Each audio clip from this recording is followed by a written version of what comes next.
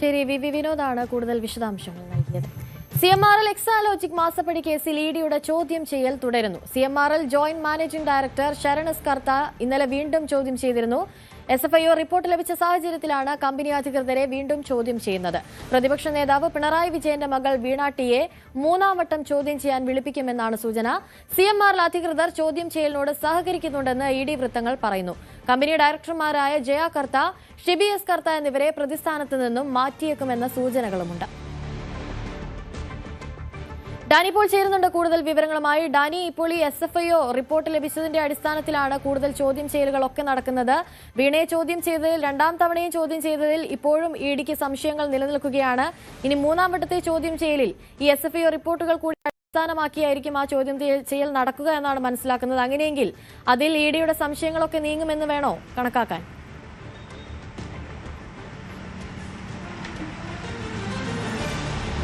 അനുശ്രീ, ഇതിൽ SFIO റിപ്പോർട്ടിൽ ഗുരുതരമായ രീതിയിലുള്ള ചില പരാമർശങ്ങൾ ഉണ്ട് എന്നത് സ്പഷ്ടമാണ്. അതുകൊണ്ട് തന്നെയാണ് SFIO റിപ്പോർട്ട് ലഭിച്ച ഉടൻ തന്നെ വീണയെ രണ്ടാമതും ചോദ്യം ചെയ്യാനായിട്ട് വിളിപ്പിച്ചത്. SFIO റിപ്പോർട്ട് ലഭിച്ചതിന് ശേഷം ഏറ്റവും ആദ്യം വിളിക്കുന്ന ഒരാൾ വീണയാണ് എന്നത് നമ്മൾ ഓർക്കേണ്ടതുണ്ട്. കാരണം ചോദ്യം ചെയ്തൽ അവസാനിച്ചത് മാത്രവുമല്ല, അവർക്ക് 29-ാം തീയതിയായിരുന്നു, അത് ഇന്നലെയായിരുന്നു അവർക്ക് ഡേറ്റ് നൽകിയിരുന്നത്. പക്ഷേ അവരെ വളരെ അടിയന്തരമായി അവരെ വിളിക്കുകയായിരുന്നു, ചോദ്യം ചെയ്യുകയായിരുന്നു എന്നതാണ്.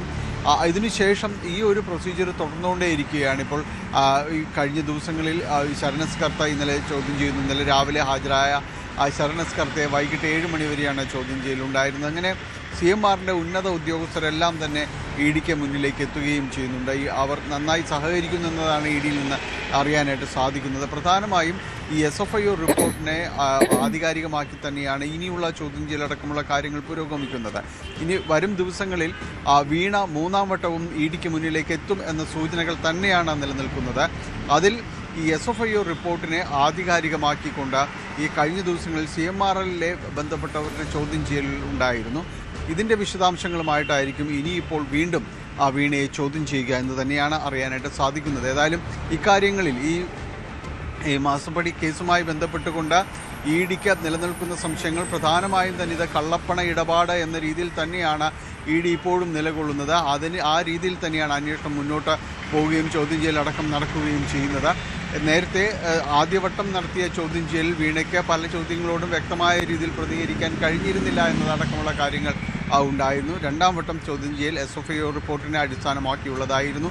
ഇനിയിപ്പോൾ അതുമായി ബന്ധപ്പെട്ടുകൊണ്ട് മറ്റ് CMRLലെ അധികൃതരുടെ അടക്കമുള്ള ചോദ്യം ചെയ്യലടക്കം കഴിഞ്ഞിരുന്നു. ഇതിൻ്റെ വിശദാംശങ്ങളുമായിട്ടായിരിക്കും ഇനി മൂന്നാം വട്ട ചോദ്യം ചെയ്യലിലേക്ക് അടക്കം കടക്കുക. വീണയ്ക്ക് വൈകാതെ തന്നെ ഇഡിയിൽ ഹാജരാകാനുള്ള സമൻസ് നൽകിയേക്കുമെന്ന് തന്നെയാണ് അറിയാൻ കഴിയുന്നത്. വളരെ നിർണായകമായ ഒരു ഘട്ടത്തിലൂടെയാണ് ഈ CMRLന്റെ ഈ കേസന്വേഷണം നടന്നു പോകുന്നത്. അത് ഈ SFIO റിപ്പോർട്ടും കൂടി വന്ന സ്ഥിതിക്ക്, അത് ഇഡിയുടെ പക്കലേക്ക് എത്തിയ സ്ഥിതിക്ക് ഇനിയുള്ള ചോദ്യം ചെയ്യലുകളെല്ലാം തന്നെ വീണയെ സംബന്ധിച്ചിടത്തോളം നിർണായകം തന്നെയാണ്. ഏതായാലും വരും ദിവസങ്ങളിൽ തന്നെ വീണയെ വീണ്ടും വിളിപ്പിച്ചു വരുത്തുമെന്ന് തന്നെയാണ് അറിയാനായിട്ട് സാധിക്കുന്നത്. അനുശ്രീ, ശരി ഡാനി, തുടരുക.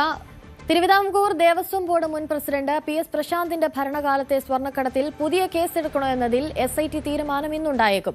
നിലവിൽ 2019 സ്വർണ്ണക്കടത്തിലെ കേസിനൊപ്പം അന്വേഷണം നടത്തി കുറ്റപത്രം സമർപ്പിച്ചാൽ മതിയെന്നാണ് അഭിപ്രായം. പുതിയ കേസെടുത്താൽ കുറ്റപത്രം വൈകുമെന്നാണ് വിലയിരുത്തൽ. ഡാനി ചേരുന്നുണ്ട് കൂടുതൽ വിവരങ്ങളുമായി. ഡാനി, ഇപ്പോൾ പുതിയ കേസെടുക്കാനുള്ള സാധ്യത അതെത്രത്തോളമാണ്? എന്തൊക്കെ പരിഗണിച്ചാകും ഈ ഒരു തീരുമാനത്തിലേക്ക് SIT എത്തുക? അതുപോലെ തന്നെ ഈ 2019 കേസിനോടൊപ്പം തന്നെ കുറ്റപത്രം സമർപ്പിച്ചാൽ ഉണ്ടാകുന്ന പ്രതിസന്ധികൾ അതെന്തൊക്കെയായിരിക്കും? കൂടുതൽ വാർത്തകൾക്ക് News 18 Keralam YouTube channel subscribe ചെയ്യുക.